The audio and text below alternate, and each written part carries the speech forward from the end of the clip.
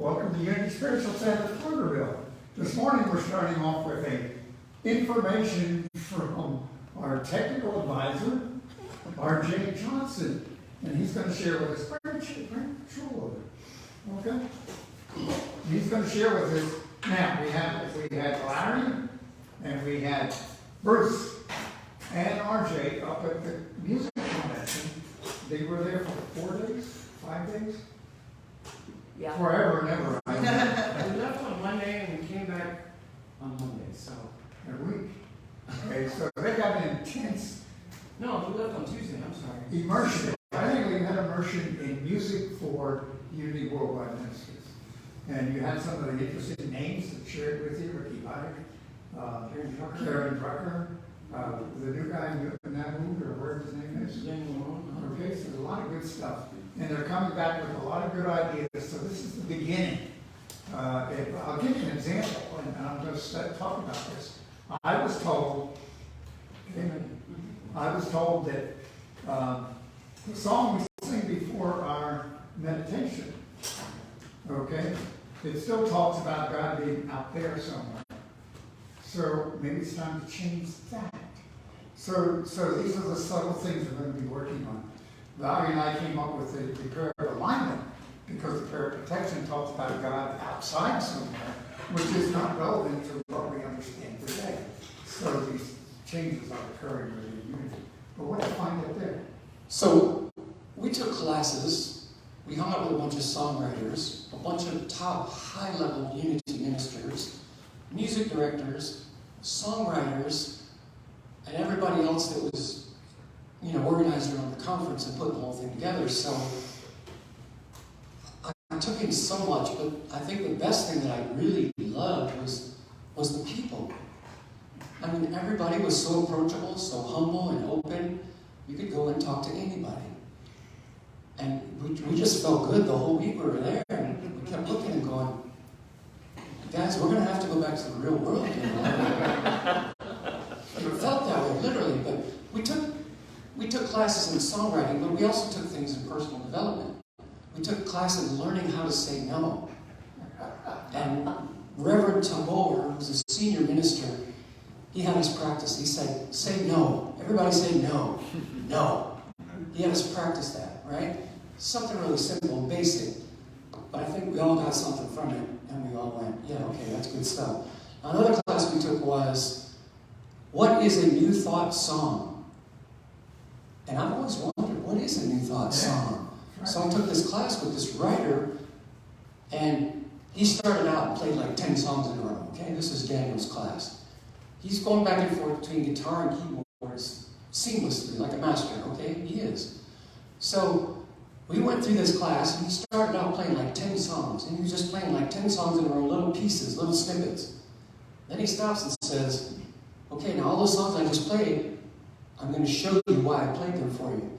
So he would go through one song, and he would say, okay, this is one I wrote for the congregation, and here's why it doesn't work. He would point out why it doesn't work.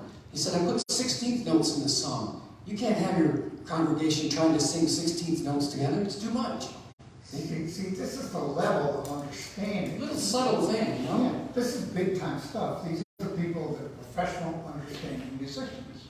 So, and what you said earlier, I'm going to go back to about the separation, because when I took this class about what is a New Thought song, the biggest thing that I learned is separation and realizing and writing from a perspective that God is not separate from us. We're all looking out there. I won't say we're all, but a lot of us have been looking out there for what's inside of us. And so he'd go through all these songs and he'd say, okay, now what about these lyrics? And we'd guess, we'd say, well, yeah, maybe. And he would say, no, because of this. And another one he'd say, what about this one? He'd say, yeah, heaven on earth, that's an affirmation. We're speaking what we want, right? So everything was just so enlightening, and I mean, we listened to about 50 or 60 songs a day, I think. We all just sat there and go, wow, these people. There was this woman named Rose C., okay? ROSE-SEE. This one was in her 90s, okay? She went up on stage and sang a cappella, and everybody's jaw just hit the floor. And we were just like, wow, this woman is full of spirit. It was really beautiful. Okay. So, and the other thing I will say, I learned interesting things about myself staying in a room for 6 days with Bruce and Larry. Because I got to observe both of them and how they flow and how they're different and how I'm like them and how I'm not like them. And it was really cool. So the three of us have a much stronger brotherhood, I would say now, much stronger connection. And then the other final thing I'm going to say is just going to Unity Village and seeing where all this stuff came from. That's right. I took one afternoon, we had a couple hours off, and I took out and I sat underneath these trees where Myrtle Fillmore used to meditate. And I sat out there and write some lyrics to a song I'm working on. And it was like, this is like a holy place. This is really beautiful, you know? And then I went on the tour, I went on the tractor tour with all these other ministers. They drove us around the whole grounds. They showed us all the buildings and the golf course. RJ, we are Amazing. so thankful that this church could send the three of you I am too. up there for what you can bring back to us. So thank you. And that Thank you you three so took much. the time out of your lives Yep. to Yeah. do that for us. So thank you very much. And I feel like, it's 23 years I've been in Unity, and I feel like taking this trip was like a transformational thing for me. I got Unity on a whole deeper level, and just the knowing becomes more solid, and all the things that are not that, they're getting pushed out, because they don't have room.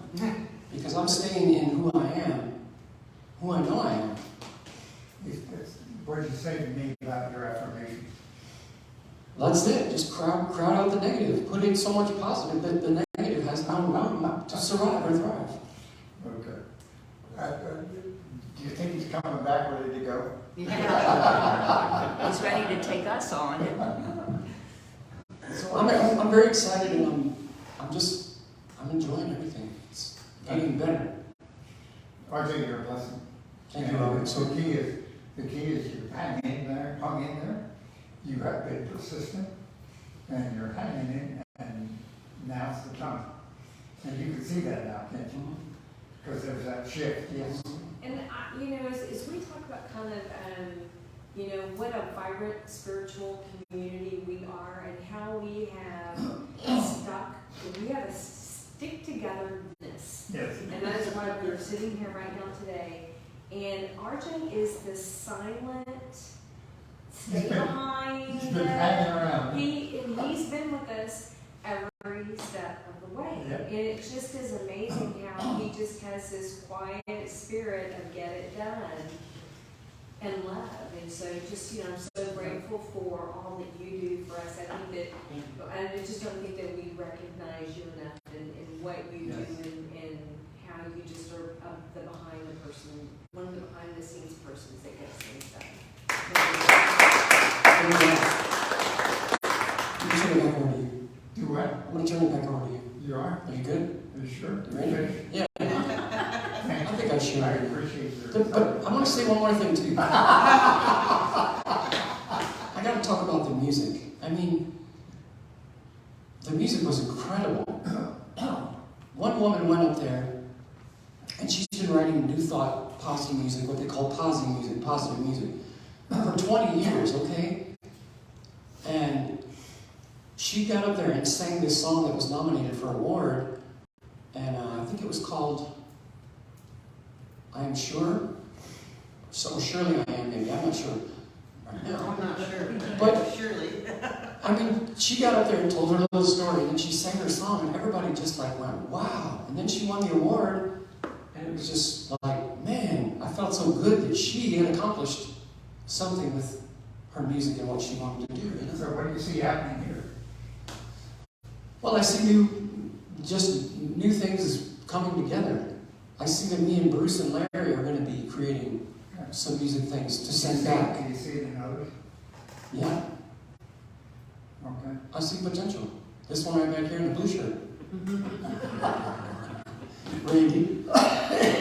Anyway, it was an amazing You're trip. a closet songwriter too. No, I know he is. We got work to do.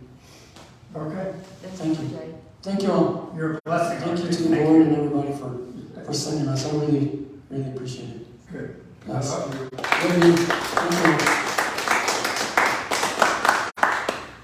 You get a feeling? Yeah. Let's see. I've got 5 minutes. I'm going to take 10 minutes. My conversation is let bygones be bygones is what I want to talk about this morning. I had an interesting personal experience this week. I had a family member. My family is spread all over the United States. I've been pretty familiar, a lot of you are. And believe it or not, there are a lot of tests out there. The last name Test, T-E-S-T. And I have a distant niece, second, third niece, that's in the middle of the country. And way back, there was conflict. Anybody familiar with family disturbances? Okay, and that was part of an issue. And she contacted me this week, and the truth is, I decided I love you, I appreciate you, it's time to let bygones be bygones, which is a phrase that came to me. And I wrote that to her, and it's funny, I felt peaceful that I could release that whole issue that had been there for years, okay? And I know that that's normal within families, especially extended families. Because for some reason people get their egos together and we think we're right and wrong, and all that human nature starts. And if you really stop and think about it, in the overall scheme of things, it really doesn't matter.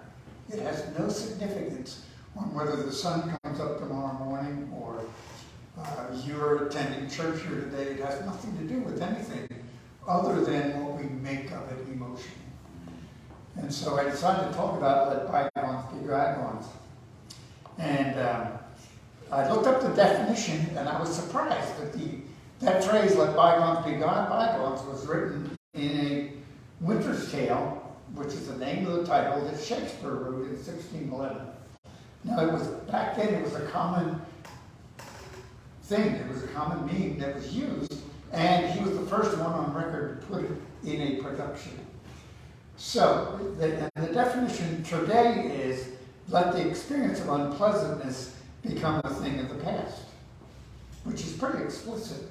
There was also the things that happened in the past are best forgotten.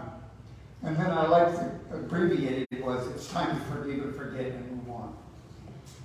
Okay, now, we have been through, and the reason I decided to do this, we have been in 2, 3, 4 years of pandemic, of fear, of everything in our environment creating possible doom and gloom, okay? It has been a cultural formation that all of us have learned to protect ourselves, to be careful. I'm not going to get into the mass situations, but we've all been in this protection mode and say, be careful, don't do this, don't do that. And so that's become part of our unconscious nature. And so I realized the phrase keeps coming to me, it's time to get out of the bunker. Now, Madeline asked me what a bunker was. Anybody know? Terry, you want to give it a whack? A bunker is this place of security, often in a very tumultuous time. Yeah.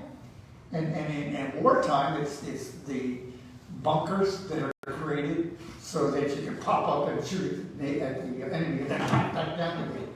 It's also what was it we used to do? We used to be the atomic bomb might share, so we had to live in bunkers. And I was interested, I was watching a TV show the other night, and I didn't realize this, a lot of the high net worth people have underground bunkers that are beautiful, regular homes underneath, and they're all, so everybody's in bunker mode, which means everybody's terrified that something's going to happen. And it also has affected our church. Because we've still got people hanging out, which is fine if they choose to do that. But why are we protecting ourselves and staying at home? And why aren't we out being who we are as normal human beings, interacting with others? And so it's that fear that's been created in us. And what the idea is, it's time to let that go and live it. And let the past be in the past. Now, Sherry and Paul have been doing the burning, Friday night burn. And throughout history, the burning of pieces of paper, some of the tribes used to actually create little models of things that they wanted or they didn't want, and they would burn it in a ceremony. They would burn it in the fire. And it's a very, very strong consciousness move to do that in the fire. So there are lots of tools to use. Tapping, that Madeline shared with us a couple of weeks ago, that's a strong psychological issue that helps you release issues. And also meditation, prayer, all these things. But we have to consciously become aware of it and do something about it. Okay? Now, is it biblical? Yes. Okay, I just happened to look up a few Bible verses that we read. Because one of the things we do is we are, and I've been thinking about this, when I'm finished here, I want to share with you that we're going to create committees on making things change. We have a marketing outreach committee, and I think Valerie's going to do that for us. And then we have a, how do we change the order of service? You know, notice Valerie changed a couple of things. They brought the pet busing in, so let's change that into today's world. Erasmus are interested in that thing. They call it liturgy. New name for me. But we've got somebody that's been a unity nut for years with Terry. So, That's my official title. Put that on the website. No. Prayer Chaplain Unity Net. Yeah, her mother was a unity minister. No good, so it's kind of fascinating. Anyway, having said all that, I need my glasses. One day I'm going to let go of these things. But Jesus said, don't worry. And it's saying, it says, okay, therefore be not anxious, saying, what shall we eat, or what shall we drink, or what shall we be clothed, or who do we hang around with, or what's going to happen? The kingdom of heaven is within, so seek ye first the kingdom of God, and all these things be added to you. So the very fact of worrying or being in fear creates that which I'm worried about and that which I'm fearful for. So it's a very interesting thing, and when we talk about the law of attraction, and I'm thinking about this because one of the things Valerie and their committee, whenever it works out, is going to come up with is, why do we do what we do? What do we teach? And it's a simple thing to me, and I'm not influencing the outcome, but I'm saying, what do we do? What we do is teach the teachings of Jesus. And we want to manifest what Jesus taught. Not that Jesus was what we're looking for, although he's the model, but we can emulate that conversation. So, and he says, worry not. I'm going to put it in today's vernacular. I do that. Sweatest thou not. Don't worry about it. Okay. And you understand how many times, like I was worried about my grandniece, whatever she is, well, what's going to, and all of a sudden I realized, no. If I go there, I'm perpetuating the issue that's been around, stinking in the family for years. So it says that very, very clearly. Okay? And then let's go back to Luke. Okay, Luke 12:29. Seek not what ye shall eat or what ye shall drink. Now, these are two different apostles, okay? They might be copying from each other, I don't know. I understand Mark was the first one that wrote, then Matthew, and then Luke. However, neither be ye of doubtful mind. King James Version. So, what do we doubt? Okay? And I don't know about you, but I doubt a lot of things. We're sitting here 6 months after we sold the property. We sold it in January. Well, no, it's 9 months almost, okay? And we don't have a new home yet. So, anybody agree that's something to concern? But in our board meeting on Thursday night, there were a couple of things came up. David, I hope you don't mind me talking about you, but David, he needed to move. The houses that he and Caitlin were in were down here. They had raised the rent, and he was looking for a new place. And it came down to the last day, okay? And that day, it opened that he moved into a better house with more room, bigger lot around it, and much cheaper rent. Okay? So, who's to say that we aren't waiting until the last minute? You know, we could walk into a new church that somebody wants to sell. Because, by the way, did you know that this church is stable? This is great. Another thing that these guys brought back is a lot of churches didn't make it through the pandemic. RJ, did you hear that? Yeah. And a lot of churches have decertified, which means they quit. Okay, we're sitting here and we're bringing in new, Deanna's coming in, and Elvis is coming in, the rest of us are coming in. Okay, and Jessica's going to be coming in, and we are in better financial statement now than we were at the beginning of all this process, and here we are. So anybody understand that things have been waiting for that time, and I'm saying now is the time to move forward and do things in the new way. Okay, so I could go on and on and on. You know the stories. The story problem is we don't really buy into the stories and practice them. So I'm asking us to start walking the talk. Okay, I don't know how else to say it. I really don't. And I talk to myself. Okay. So I need to say what else I've got to do. We've been 2 or 3 years okay. But wherever this is interesting. Matthew 6:21. Wherever your treasure is, there will your heart be also. Now your heart is your subconscious mind in a metaphysical terminology. So your treasure, see, so if you're focused on the world's out there, that becomes what's important. But if you're focused on walking a spiritual path, believing that the rest of it happens automatically anyway, that's where your heart goes.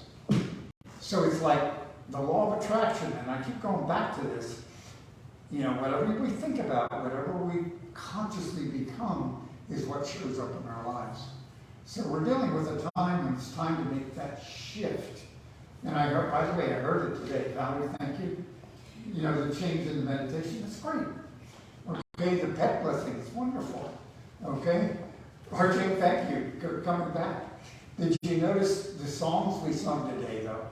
And there was upbeat, and we're going to hear more and more about congregational songs. Songs that we sing together that we like to sing. I don't want to go back and sing the old songs, agreed? I don't. They're boring too.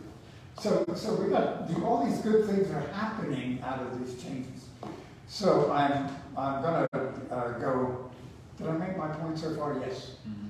Okay. And we're sitting here. It's hard to believe that there's the beginning of a major shift with this group of people. And I'm being honest with you, I've been looking for it for 8 years now. Okay? From the bottom of my heart. And we are there now. I've had a shift. I'm asking you to make a shift. As a matter of fact, I don't know, I've shifted. I'm in a hurry to get things done.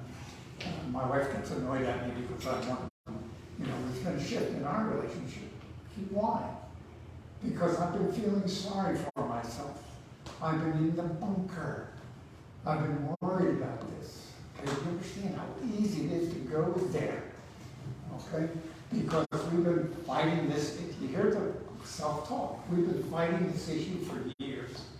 Well, it's time to stop fighting. It's time to stop believing. Start believing. Okay?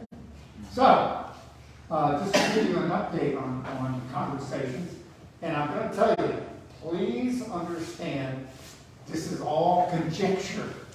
This is all just starting. In other words, I don't have any idea how Terry's going to get things together. I don't have any idea how Valerie's going to get things together.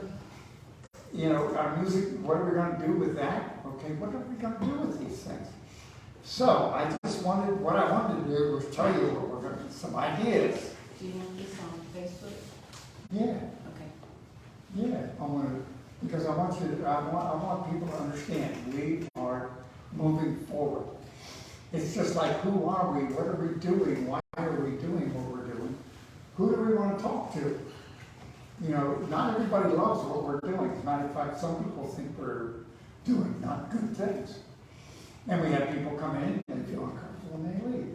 So why don't we talk to people that are looking for what we have? Anybody agree people are in crisis right now? Yes? I think that what we're doing, not only are, like when we talk about we're moving forward, to put it in more clear language, we are evolving in our understanding of oneness. Yes. I experienced that when I was rewriting the pep talking from the last time we Yep. did it. And I was looking at everything we did and I was like, oh, there was so much language of separation in the old prayers. And it's not like we need to totally ditch the old prayers. The old prayers are beautiful, but how can we take our things of the past that we, our traditions, our rituals, the things that hold beautiful meanings, but how do we evolve them into our current understanding of who we are? There's a lot of things in tradition that are valuable, and how do we keep them and still evolve into that understanding? Because this phrase, we are one, is a truth. It's a basic truth that we are one, and there's only one mind, there's only one spirit. It's called the Christ, which is within all of us. So how do we get that across? And that we are in that position. And that's what we talked about, right? So how do we get that message out? And how do we do it on Sundays? How do we create? By the way, what kind of music equipment do we need? I have not turned on the church piano, which sits in our foyer as you walk in, and I had no idea what that thing can do. That thing has drums in the background where you just hit a button and I get a rhythm. Okay? I'm serious. It was playing tunes. I forget, it was playing a sonata. It was doing all kinds of things. So we need that sitting here or in a new building because we've got that resource available. He even plays guitar. How good is that? So we have all this potential sitting there. And you understand the potential that's in this room. Okay, and RJ, okay, the potential here is just as good as the people you were with in the convention. So I said enough. And we'll be unfolding this over the next couple of weeks. And I want feedback. I want people to know you're part of it. Okay. Thank you. I need to stop. It's time. Okay.